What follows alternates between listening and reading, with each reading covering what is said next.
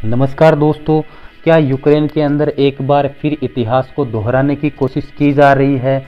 याद कीजिए, आज से तकरीबन 40 साल पहले जब रूस ने अफगानिस्तान पर हमला किया था, तो अमेरिका और उसके इत्तेहादियों ने मिलकर रूस को रोकने के लिए अफगानिस्तान के आम लोगों को हथियार दे दिए थे।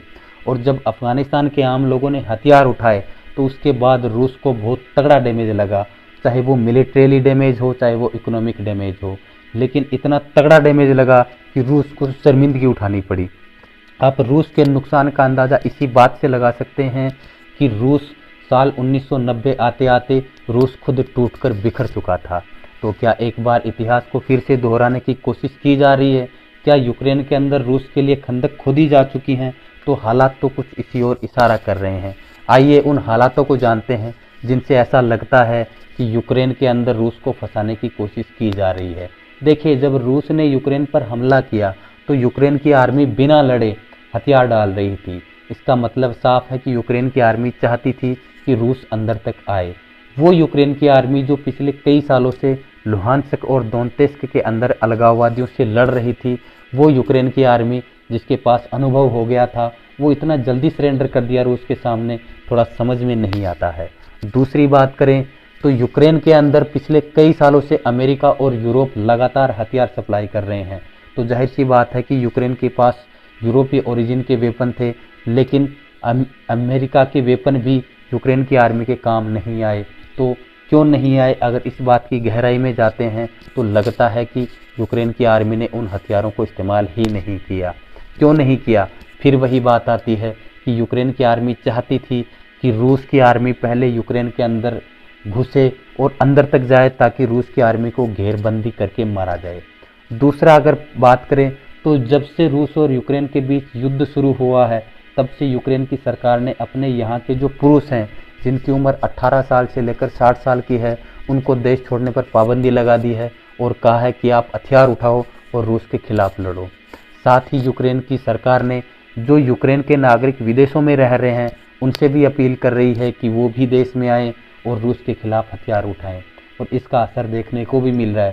साथ ही यूक्रेन की सरकार ने अपने यहाँ पर आम लोगों को हथियार सप्लाई करने भी शुरू कर दिए हैं।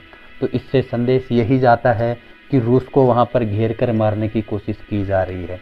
तीसरा कारण की बात करें तो अमेरिका और ब्रिटेन लगातार ये कह रहे थे कि हम यूक्रेन का साथ देंगे, लेकिन जब भी मिलिट्रीली साथ देने की बात आती थी तो अमेरिका ये कहता था कि हम मिलिट्री नहीं भेजेंगे। दोस्तों, अगर अमेरिका चाहता तो रूस और यूक्रेन के बीच इस जंग को रोक सकता था, होने ही नहीं देता। रूस की सिर्फ दो ही डिमांड थी कि जो हथियार यूक्रेन को सप्लाई किए जाए हैं, वो हथियार उसको सप्लाई करने बंद किए जाएं और साथ ही यूक्रेन को नाटो का मेंबर ना बनाया जाए। तो अमेरिका मना कर देता ऐसा, और रूस और यूक्रेन के बीच जंग टल जाती। लेकिन असल में अमेरिका ये चाहता था कि रूस और यूक्रेन के बीच जंग हो ताकि यूक्रेन के अंदर रूस को फंसाया जा सके। उसके अलावा अगर आप बात करें चौथे कारण की, तो जो जर्मनी पहले ये कह रहा था कि हम यूक्रेन को हथियार नहीं देंगे, वही जर्मनी युद्ध शुरू होने के बाद बड़े लेवल पर हथियार सप्लाई कर रहा है।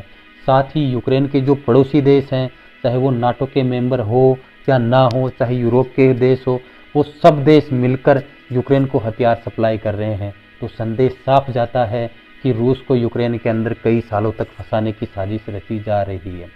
अब आप पूछेंगे कि भाई इसमें अमेरिका का क्या फ़ायदा है कि रूस कई सालों तक यूक्रेन में फंसा रहे?